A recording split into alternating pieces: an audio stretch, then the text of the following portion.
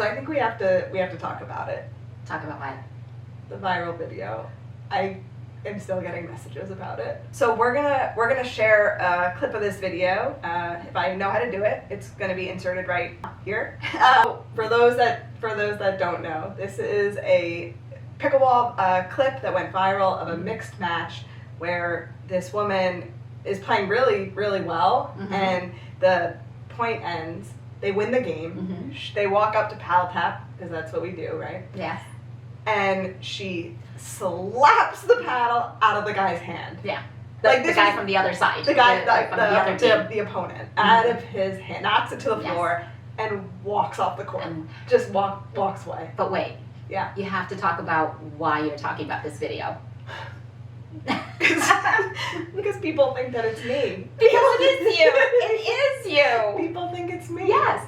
Well, listen, a month ago, we get a text and with a link to this video, and the question on the text was, is this Alexis? And when I watched the video, I have to tell you, I had to do a double take. Because the movement was you, the court energy was you, even I think the outfit was so similar to you. When I first got the text asking, they weren't asking me, but they were like, hey, check this out, is this you, jokingly? Yeah. I did a double take. You did a double take. I was literally looking at it like, is this me? Where was I? Where are they playing? No, it couldn't be. It can't be me. Yeah. Crazy. You would do something like slap a paddle out of somebody's hand. What are you gonna do? It wasn't me. Let's just clear that. It wasn't me. I wonder how many people saw that video and said, "Oh yeah, that's Alexis. Yeah. She would do that." Yeah, the people that know me definitely did. Yeah. So last week I went to the park with a friend, and we went on like kind of an off time, and there wasn't really anybody there. So we kind of did like this shout, like, anybody want to play with us? So these two guys come over, and we start the game, and within 2 points maybe, this guy throws up a lob. I chase it down. I get it. I return it back with a really good lob. Yeah. He misses it into the net. And so for my baseline, I shout across the court, if you're gonna lob, be prepared to get lob back. Good for you. And he just laughed and didn't lob again for the rest of the game. He didn't lob again? He didn't lob again for the rest of the game. So he kept lobbing you, and when you lobbed him back, he missed it. Well, he lobbed once. It was I see. one lob. Yeah.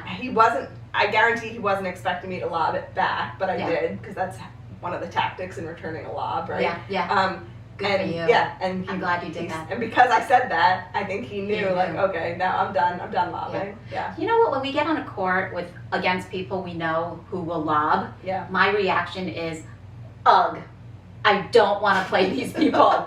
Because it's exhausting. Yeah. It's exhausting. Right. You know? Yeah, it is. It's mentally draining. It's physically? It's physically draining, sure. Like, most people, I think, have the capability to chase down lobs. Yeah. But after a while, it's not even the game you want to be playing. Yeah. But what this interaction last week reminded me of is when you go to the courts, there's these people that are known for something that they do consistently on the court. Yeah. Whether it's arguing line calls, the people that bang, the people that slice, the people that are your cheerleaders, and it just reminded me of that. And specifically this one guy at the park that I started playing at, he was known for lobbing, and he thought it was hysterical. Hysterical. Because it gets you every time, you mean? Or why was it so funny to him? Because he would lob at inopportune moments. Like, you'd be coming up from your third, you don't really expect someone to lob at that point in the game, and he would throw up a lob, and they were pretty on point. But the thing that made it even more obnoxious was that he would make comments like, I have that shot measured. I have that shot measured. And you just wanted to like punch him in the face. And it spins right and hits the line? Yeah. Okay. Yeah. Is this the same person who coaches that women's team from the league that we played? Yeah. And every woman on that team lobs? Yeah. Yeah, I mean, when we go into tournaments, right, and know that they're the team that's playing, there is this exhaustion that comes over you before you even start the game, because you know that they were taught to lob so much. Yeah, and not dinking, but lobbing. Right. And you know what, you talked about like chasing down the ball. It's not easy to chase down the ball either. Like, it takes a long time to be able to learn to do that. I'm still having a hard time with it, you know? So it becomes mentally and physically draining after a while. Yeah. But I have to tell you, when I get lobbed, I always think I want to incorporate the lob in my game. And I mean, I played the other day, and do you know how many times afterwards I thought, oh, I could have lobbed there. I could have lobbed there, and I just don't lob because I can't remember to do it. Yeah. But I wish I did it more because it's smart. I think it's a smart play, but like limited a bit, you know? Yeah, and that goes for any shot. I mean, let's talk about bangers. Right. The people that just, and they win, right? That you go to the parks, and these people that hit so hard every single shot, they're winning, and that's why they continue to do it. And I think you and I have learned to combat that, right? Like, obviously you have to reset and dink, but when you're first starting out, these people are winning. They're because it catches you off guard. But now, as we've played a little bit more now, and we know how to counter those, you know, like resetting them and stuff, they will realize that it's not really effective slamming the ball. Yeah. You know, but I have to say, in the beginning, when I first started out, the bangers scared me. Yeah. Bangers, you know? Your game's done. We're done. We figured you out. We figured you out. Yeah. Yeah. Maybe we shouldn't say that, because then they'll be like, we're gonna pump them up. Yeah, we're gonna light a fire. Slam everything at you from now on. Yeah. No, don't do that to us. Yeah. And talking about like adopting certain personas, what about the person who takes on the job as the paddle mayor? There's always one of them, right? Yes, I think we know them well. Yeah. I know one very well personally. Let's just call him out. I don't want to get in trouble for calling him out, but it's somebody very close to me, and I'm talking about, like, we could go to a park where we don't know anyone. I mean, we were in Boston. Yeah. And so you travel with this person to Boston, so you must know them pretty well. Yeah, I do. I do. They're your husband. They're my husband. It's my husband. And we went to this public park, knew no one.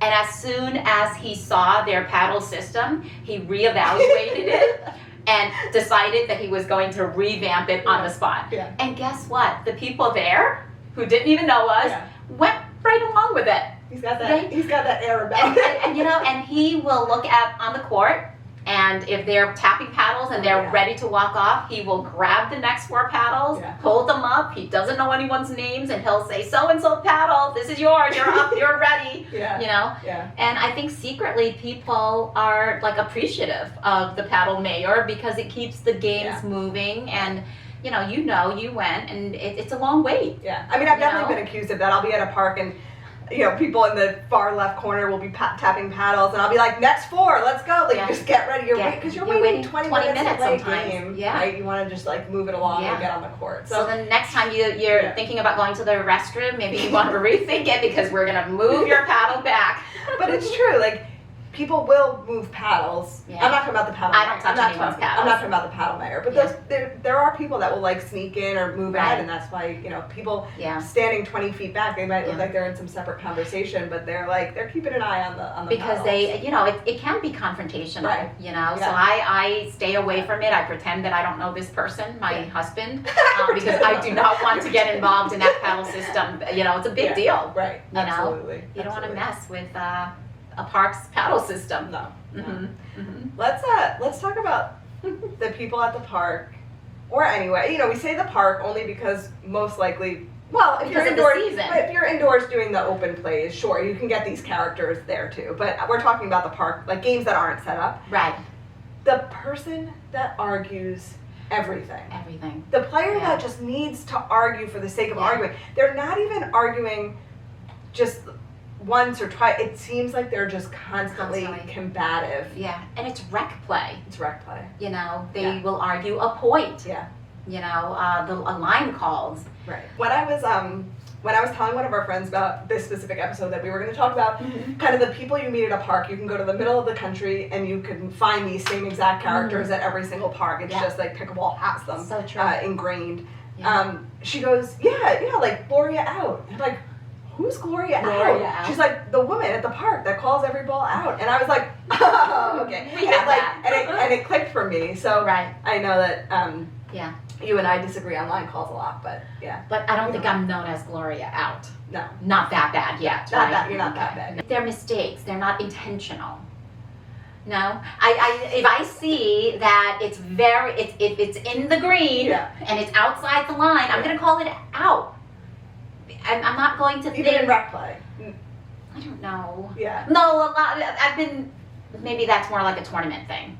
I think it's more in a tournament, you're definitely calling it out. But I think it's funny that in rec play, I don't do that in rec play though.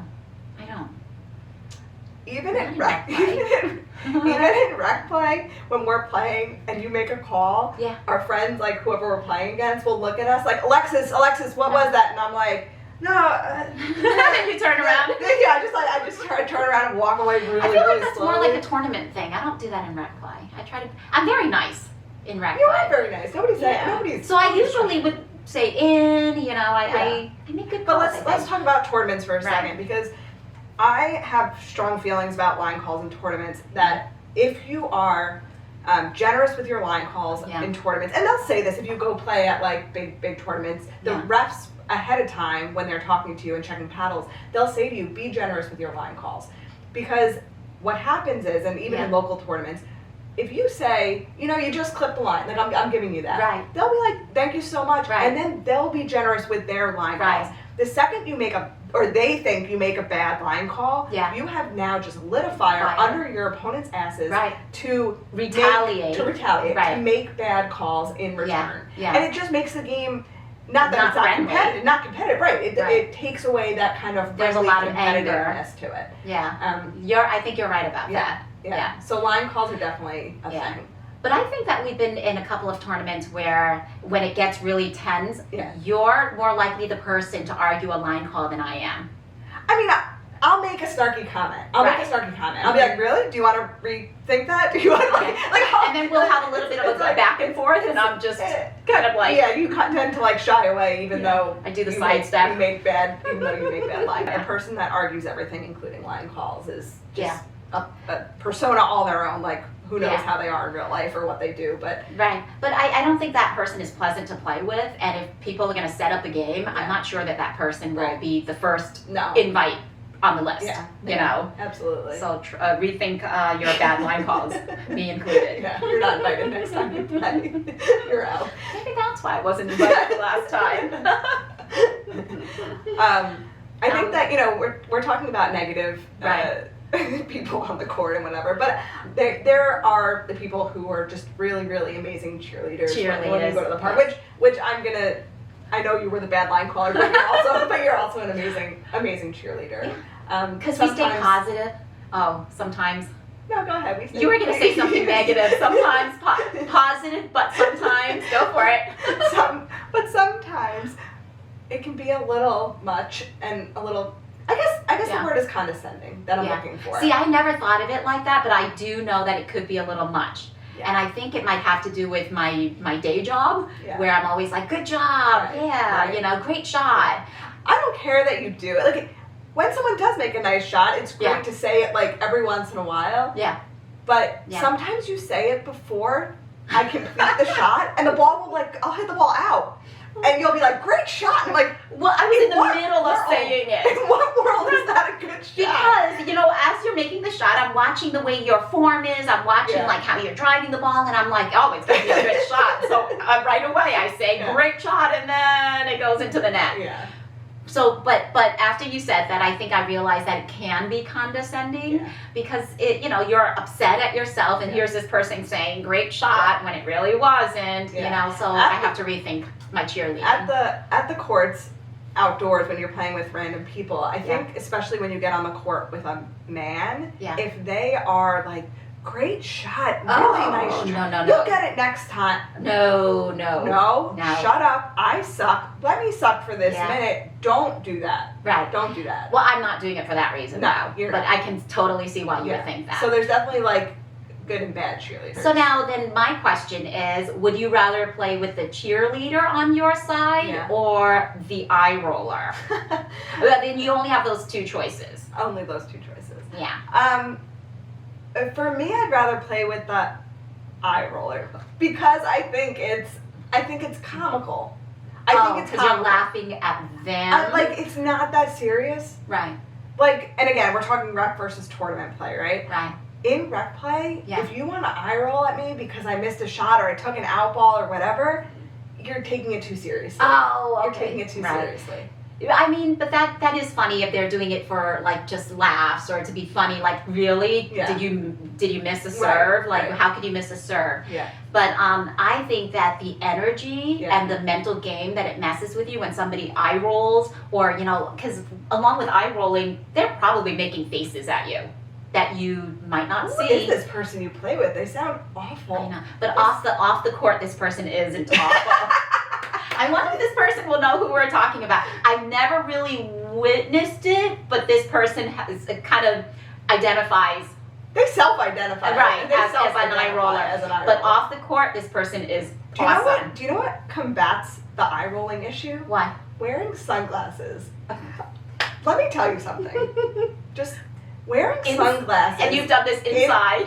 Wearing sunglasses indoors is such a badass move.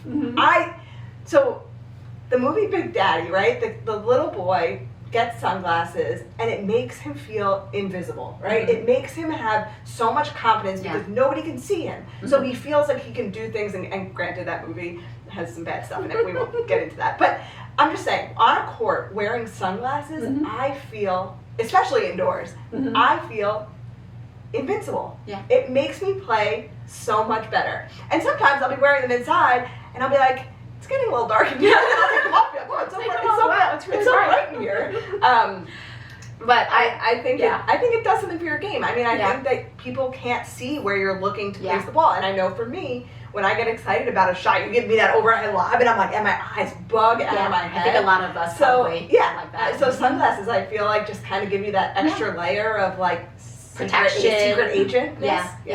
Kind of like, I guess, poker players, they wear their sunglasses so you can't see their absolutely intentions or yeah. But I have to say, with the cheerleader, even though we can be excessive sometimes, I feel like I would rather play with somebody who, if I drive the ball and it goes into the net, I would rather that person say, and I've had this before where the person would say something like, you know what, it's okay to do that.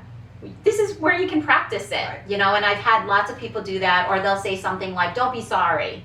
This is pickleball. You hear that a lot. There's no sorry in pickleball. No sorry. Especially when you're playing with someone better than you. And they say sorry. I'm like, you have literally no reason to apologize to me. Like, this is like, like, no. Or they're very encouraging even when they're better than you. They're like, you need to practice it. And I just love that. So I think between the cheerleader or the eye roller, I would rather play with a cheerleader. Unless they're being condescending. The condescending cheerleader.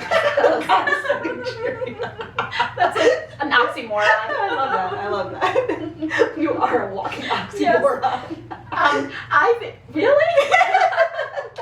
I think that the other kind of person you get on the court is the person that they hit this shot and they're like, oh, I was trying to do this. And again, like we talked about, rep plays for practice, figure it out. But if you're going to make an excuse for every single missed shot, you're an excuse maker. And the problem too is that they say it out loud every time they miss a shot. Like, oh, I meant to roll it. I'm practicing brushing up, Great, do it. Just don't keep telling us about it. You don't want to hear about it. Yeah.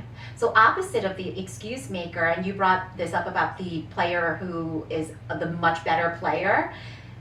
Sometimes when I can identify that a player is like 5.0 plus, 5.5, and they walk onto the court with such calmness about them. And 5.0, 5.5 is a really good player. Right, and we know for a fact that they are. Yeah. And they still come to these public parks. Yeah. And they don't make any excuses, and they play with the rest of us, and they're humble, and they show these skills that you're like in awe of, like you're so amazed by.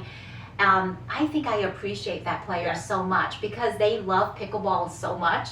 And despite their high level, they're out there playing with us. I would rather play with them any day of the week. They're so humble. I adore them so much. The opposite of that for me, that irks me to no end, is the better, quote unquote, better player. I'm not saying they're 5.0, 5.5 by any means. No. But they stand there like I could be doing anything else in the world, but I decided to come to the court because whatever, and they look like they don't want to be there. Because they're playing with someone who they think is lower. Who they think is lower. Lower level. And their whole attitude. The stronger player that comes, kicks my asses, has an amazing shot, kicks my ass. I only have one. I only have one, I think. Kicks my ass, and I'm like, wow, those shots are beautiful. Wow, wow, wow. Like, they're just like, but then they're so humble about it. Yeah. Do that. Yeah. Don't stand there like I have better things to do. Yeah. Yeah. That annoys me. Yeah. I think it goes back to being condescending again. Right. You know, why bother come out to this public park? Right. Go set up games that, you know, whatever. And honestly, they're not even that good. It's just their attitude sucks. Yeah. Their attitude sucks. Yeah. Let's just promise never to be like that when you become your, 6.0? Yeah, my goal is definitely to become a 6.0 player. Watch out, here I come. Just don't be like that then. Come back out and play with the rest of I us. will. I think we should talk about, and I say this lovingly, Okay. I can't really think of a different way to say it. Oh, geez. I think we should talk about the kitchen wench. Ooh. The person that's always in the kitchen. Oh. But they never call themselves on it. And we can't call them because we're busy. Have you ever tried? playing. I have tried to It's hard. focus on, like, the person that I know from watching them play from the sidelines. I'm like, oh, they're always in the kitchen. When you get on the court with them, it's almost nearly impossible to watch their feet and right, you have to focus on the ball. Like, you can't do both at the same time. I was called in the kitchen a lot at the APP, and that was when in every game I was in the kitchen. Right. But that was like a year and a half That was ago. actually, I will say, that was an amazing experience because It was a learning experience. Yes. We used to tell you all the time you were in the kitchen, and until you played in a tournament with refs, I don't think it clicked for you. No, it did because and like now you don't do it. Well, because like you said, when you're playing, you're not watching yourself. But now that I'm more aware, I stay back maybe a little bit further. There's been times where we've been watching a game from the sidelines, and they'll step into the kitchen. It won't bounce. They'll step into the kitchen. They'll take it out of the air, and no one on the court notices. And everyone on the sidelines is like, holy crap, how did they not see that? Because you don't. During the game, you're so focused on the game, you don't. You have been known. Well, maybe not been known, but you do also do something that can be a little intense, like what? Yeah, you weren't there. You weren't there last week. Right. I threw my paddle. You threw your paddle. Yeah. Why did you throw your paddle? Miss Giggles?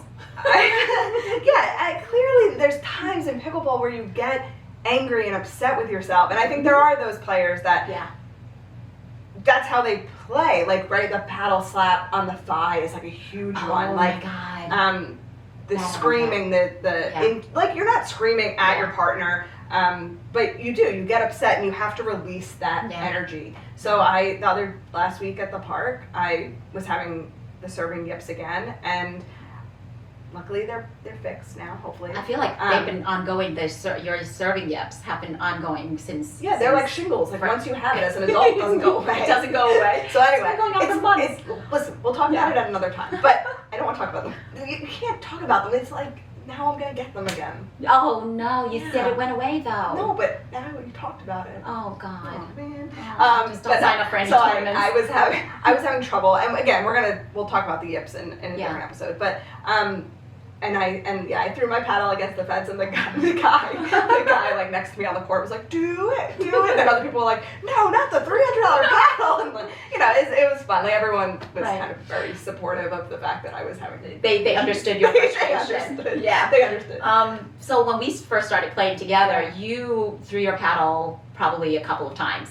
What? Yeah, you did. Wow. You did. It's amazing that we're still playing together, but you have. But I like how I self-talk out of a rut. Yeah. You throw your paddle, and people. I don't. Not all the time. I shouldn't say that you do it all the time. No, but talking about the person who takes their paddle, and have you done that before, where you hit your leg? I have, and sometimes I think to myself after I do it, I'm like, that hurt a lot.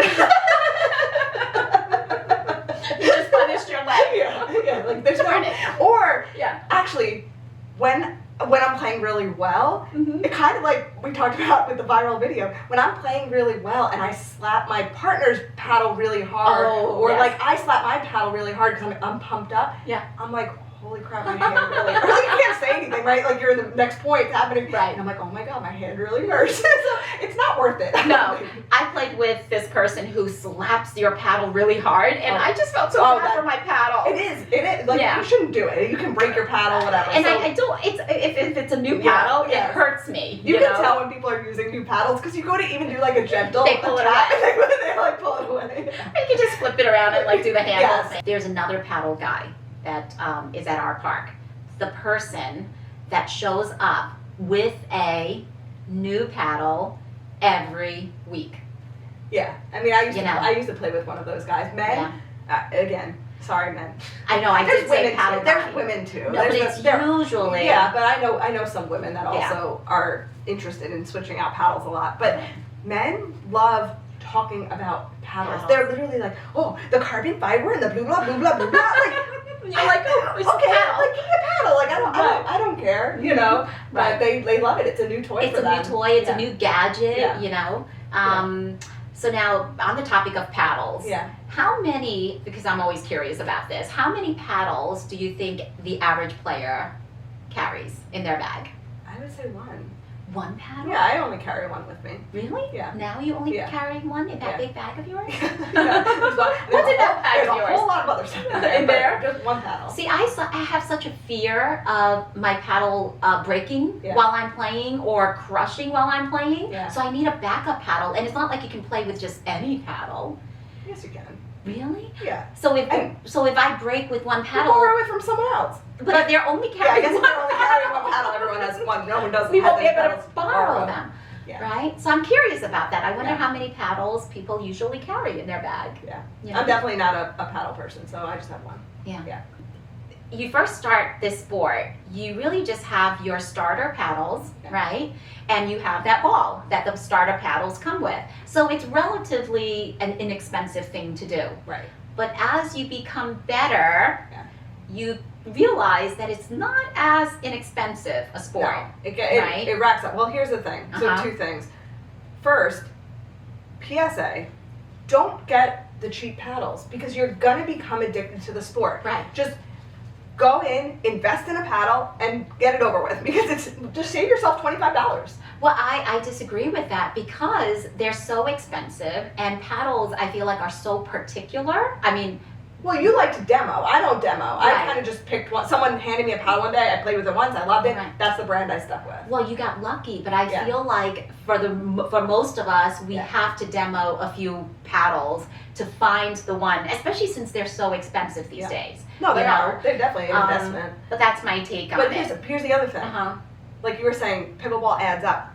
Nobody starts playing pickleball in the colder months. Oh, that's true. That's very true. Everyone starts in the summer. Spring or summer. Right. So you're outside. And you're like, this is great. Like you said, 2 paddles, I got a ball, some, whatever, and you go to the park and you play for hours. And for free. That's when the addiction starts. Right. And you're like, great, this is great. Guess what? The second it gets cold out, you're fucked. Because you have to pay to play inside. Yeah. You have to pay, to drill inside. You have to pay to play for tournaments inside. Like, not that you don't play for tournaments outside, right.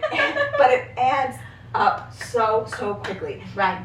I am someone that struggles with winter debt so much because it adds up so quickly, and I'm so excited to say we are at the end of the summer. And I am just now getting out of winter debt for pickleball. Yay! So to prepare for the next winter debt. So in 3 months, I can go ahead and rack up more pickleball winter debt. So last year was my first year with pickleball winter debt. Yeah. I was kind of worried about looking at my bill, my credit card bill, and I play and my husband plays, so that's double the expenses. The issue is that your credit card is attached to these clubs. So you just go, but you feel like you want to play, book, and you don't just see it. Right, you don't realize. Like they're sending receipts, obviously. Right. But like you don't realize how it much. adds up. And I was nervous to look at it, we meet all these characters, right, all the time, and they're essentially strangers to us. Yeah. But my question to you is, would you be willing to get in a car and travel to another state, like a nearby state, to play in a tournament with someone you met on the court? Well, I mean, I have. I mean, why wouldn't these people be good, trustworthy people? Because they play pickleball? You can't be a murderer. You can't be a murderer and play pickleball. That's crazy. What? You can't? No. Right.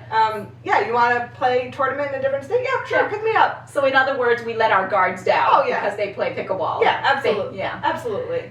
I mean, I've traveled, you said get in a car. Yeah, I've done that. But also, like, on a plane, like, going here, there, and everywhere. It's, you know, you just trust these people so quickly. Right. Because you have this common interest. Right. You just want to play in a tournament, have fun. And how could they be? How could they be bad people? It's just not possible. Yeah. I mean, I love all the characters. I mean, I think that's what makes the sport great. And like we're talking about, you can go to any park. Like I know that we're going to do a few episodes on location, and we're going to meet new people, and I can't wait to see the types of characters we meet there. Yeah. And you know what? I guess a part of the draw of pickleball is you go to a court, people don't know who you are. Right. And you could have a persona that could be completely different on the court than you are in real life. Exactly. And that's the draw. You know, you can be whoever you want to be. Yeah. Do you feel like you're the same person on the court and off the court? You know what I have to say? That maybe I get a little bit more intense when I'm on the court than in real life. Yeah. I agree with that 200%. And I curse a lot more when I'm playing pickleball than in real life. Yeah. Can I tell you something? I've been cursing so much at work. Like, not like just around my coworkers, but not me. So now and I think like my pickleball persona is seeping into my life. Like, it's not. You have to. I gotta watch it. Yeah. But I think you're right. Like, I get to be freer on the court, right? I get to be crazier. I get to be just like big. Take up a lot of space and energy on the court, and I kind of love that. And I think that because we're playing with other pickleball players, they understand your emotions. Right. And it's okay. They'll accept you if you're cursing. Yeah. You know. Well, they don't know you any other way. You could be the shyest person in your personal life and come on the court. They don't really, no one really knows, right? We talk about this all the time. When you go to a park or people you don't know, you have no idea what their political status is. You have no idea what their social economic status is. You have no idea what they do for a living. No. So I think that's it. Like, people don't know you. And do we need to know? Do we need to know all those things? No. No. And you can. It doesn't matter. And everyone loves pickleball. That's the thing. Right. And you can change who you want to be. You can be someone completely different in pickleball. I don't think people do that. I don't think it's intentional. I think most people are the same on and off the court. To a certain extent, but no, I want to be a different person than to play pickleball. Right, exactly. No, that's not what we meant. That's not how it works. But I think that we have been very lucky, and we've met very, very good, decent people. Yeah, of course. Except for the bad line caller. Well, the one that not me though. No, the bad line caller, the guy who argues everything, every point. So I think overall, I think we've done okay for ourselves.